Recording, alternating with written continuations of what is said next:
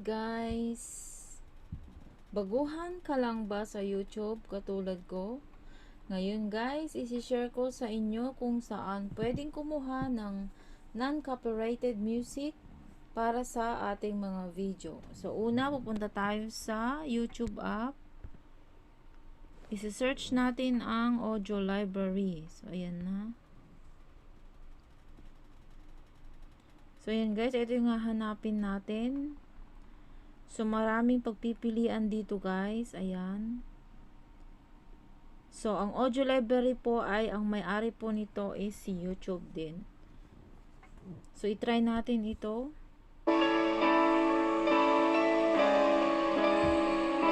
Ayan. So, guys, i-click nyo ang share. And then, copy link. So, guys, pupunta tayo dito sa Google. I-click nyo lang siya.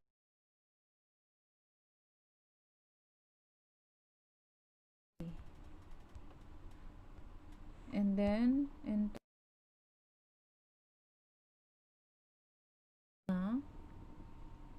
So, ayan. So, ipipaste natin dito yung link kanina. And then, convert.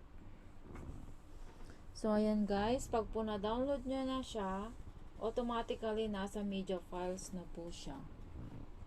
So, balik lang po tayo sa audio library. Mayroon po akong ipapakita sa inyo. Ito guys, may papakita ako sa inyo yung about sa description. Ito.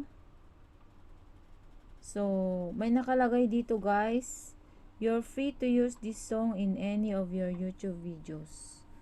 But you must include the following in your video description. So, ika-copy and paste po natin siya guys sa ating description box para po hindi po tayo makopyrighted ni YouTube.